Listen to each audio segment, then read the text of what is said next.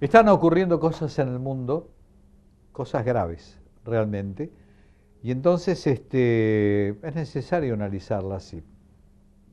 Nosotros recurrimos, como es habitual, a aquellos que efectivamente saben y que nos pueden clarificar qué es lo que ocurre en esencia en todo ese espectro tan especial del Medio Oriente. Y el especialista en este aspecto internacional es Manuel Benítez de Castro. Gracias por venir, ¿eh? Es un gusto para nosotros.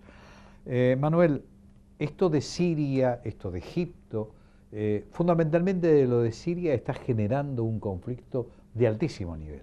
El uso de las armas químicas, la intervención de los países aliados, ahora Rusia. ¿Qué puede pasar? ¿O qué pasa en realidad? Exacto, es lo que dijiste al principio. Estamos viviendo un momento de cambios acelerados y de cambios que además son estructurales. En una situación como la que estamos viviendo ocurre que los teóricos carecemos de una teoría para interpretar los acontecimientos. Los políticos no tienen claro el futuro y los funcionarios, desde los ministros de Relaciones Exteriores hasta los diplomáticos, carecen de un manual de funcionamiento. En una palabra, en cierto modo estamos todos, no diré improvisando, pero sí diré caminando un terreno relativamente desconocido. La crisis de Siria es una de las crisis, yo diría, neurálgicas del Medio Oriente. Fíjate que ahí hay una situación muy complicada entre Israel, Irak, Líbano con Hezbolá, no por Líbano sino por Hezbolá, de la cual Siria ha estado de alguna forma, durante un tiempo fue uno de los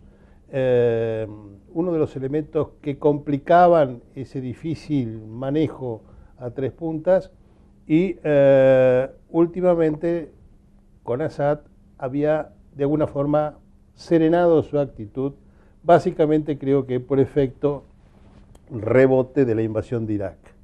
La experiencia de Irak había hecho de alguna forma que Siria se tranquilizase un poco en todo el continente a Israel y a la acción de Hezbollah y también, si se quiere, de Hamas, me parece a mí.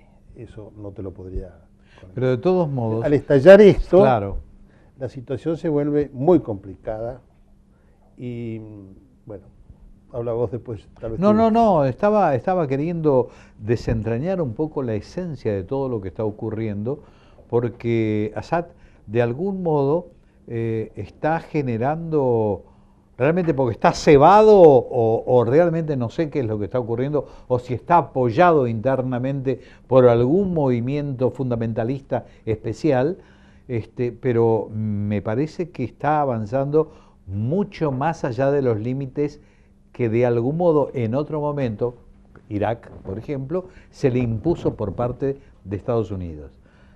Se avanzó mucho más y esto me parece que no tiene una forma de retroceder en forma inmediata, sobre todo por el avance de la utilización de elementos de guerra muy graves. El punto crucial, lo que nadie hasta ahora puede explicarse, es por qué empleó armas químicas en esa escala. Esa fue tal vez un paso en falso o una pésima decisión que ha tomado. Pero si lo ves primero, Assad pertenece a una minoría del 10% en Siria, un país mayoritariamente sunita, una minoría importante, pero no una minoría democráticamente mayoritaria. Pero que lo llevan al poder. Lo llevan al poder precisamente, primero porque viene de una cierta tradición, porque significa estructuralmente la cabeza de un determinado movimiento, una determinada forma política, y él de alguna manera logra que las fuerzas políticas en Siria, estando, si se quiere, desmembradas, estando, mejor dicho, divididas, funcionen como un todo coherente.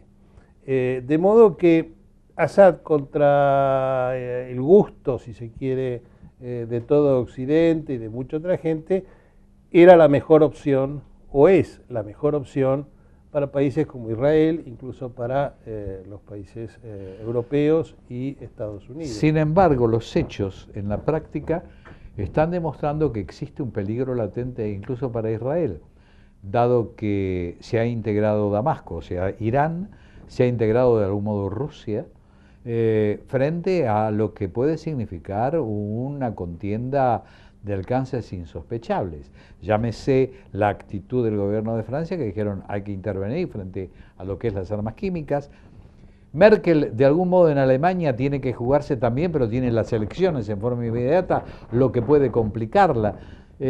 Estados Unidos, Obama, que no sabe qué hacer en última instancia, pareciera que en el aspecto de las relaciones exteriores no sabe, ha dado un paso que no es el adecuado, o no ha dado el paso que tendría que haber dado. Está muy complicado todo el esquema. Bueno, no es tan complicado. Te voy a decir, Bueno.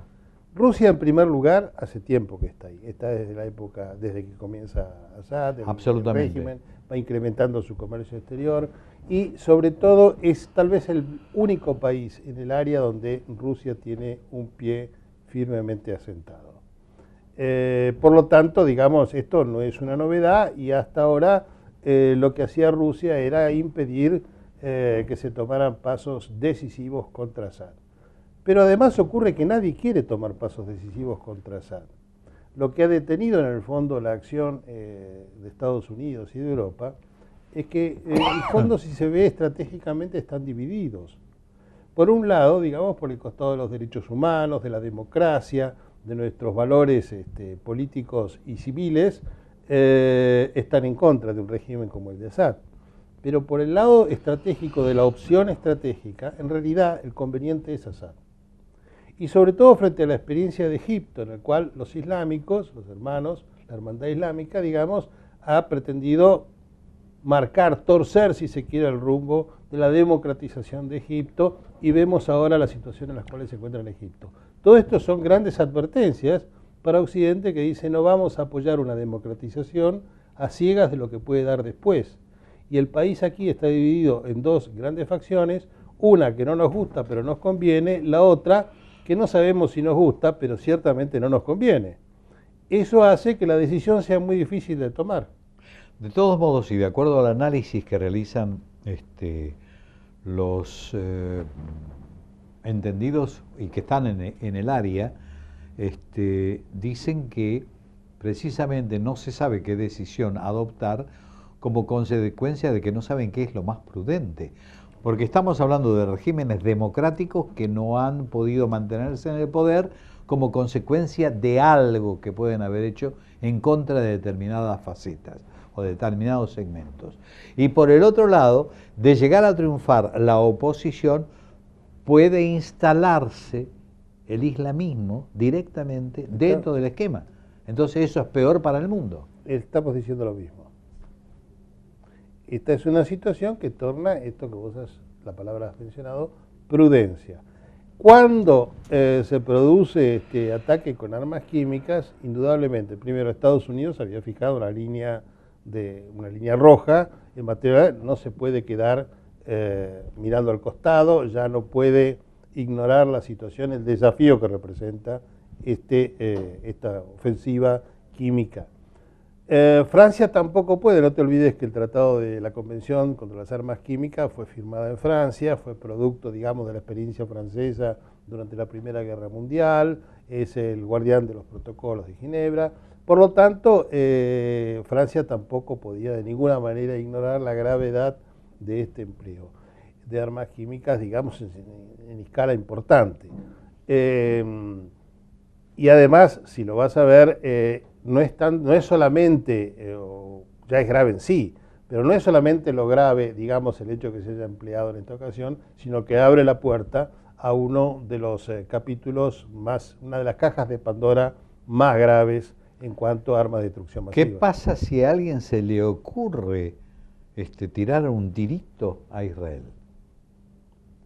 Bueno, yo creo que los israelíes ven eso como una posibilidad y están procurando de que las balas no les lleguen, que sus escudos antimisiles funcionen. Yo creo que acá hay que observar atentamente este proceso porque en realidad se está reproduciendo un poco la situación de la segunda parte del siglo XX. Y tengo la impresión de que Estados Unidos, si no intervino de una forma drástica, digamos 5 o 10 años atrás en el caso de Irán, en el fondo lo que empieza a ver es la posibilidad de que en un mundo que curiosamente va a tender hacia una proliferación nuclear controlada o prudente, se produzca en la zona una situación del Mutual Assured Destruction, vale decir, donde empiezan a emerger potencias nucleares tácticas que por el hecho de que justamente emergen y se sienten rodeadas de potencias que a su vez pueden contraatacar con fuerza en el nivel nuclear, dejen de cometer locuras. O no las cometan, porque la verdad es que hasta el día de hoy no las han cometido, eso es cierto. De forma que tal vez el horizonte futuro al 2030 en esa zona no sea una zona de no potencias nucleares, sino sea una zona de varias potencias nucleares, Irán, Arabia Saudita, Israel por supuesto, ahora, en la cual ninguno de ellos pueda permitirse este tipo de aventuras porque sabe que no sobreviviría. Frente a esto que estamos hablando y la intervención de países de las características de las que estuvimos conversando, que son las primeras potencias del mundo, ¿cómo se proyecta esto hacia el resto del mundo?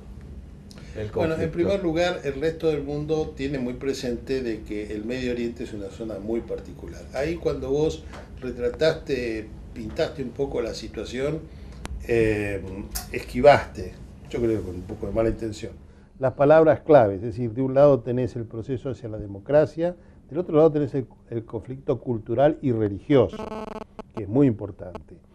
La virulencia con la cual se da el conflicto cultural o religioso en el Medio Oriente es única en el mundo.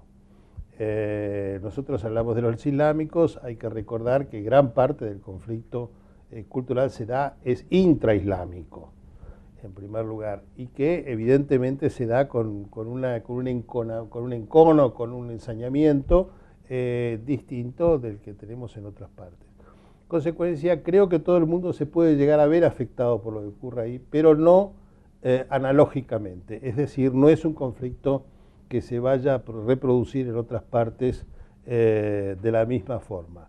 Lo que sí es posible que si evidentemente se desmadra, se llega a un nivel de enfrentamiento muy fuerte, otras partes lo sufran. Nosotros hemos sido parte de esa guerra a través a partir de los atentados de la AMI y demás. O sea que ya no se puede decir que el mundo permanece ajeno a ese conflicto. Todos estamos en el Medio Oriente de alguna manera o de otra. Gracias por venir, por lo menos hemos tratado de clarificar conceptos, así que en cualquier momento volvemos a estar en contacto. Y yo encantado de que me invites. Gracias por estar. Y a ustedes nada más, el próximo miércoles a partir de las 20:30 volveremos a estar con otro programa sin exclusiones. Hasta ese momento y muchísimas gracias.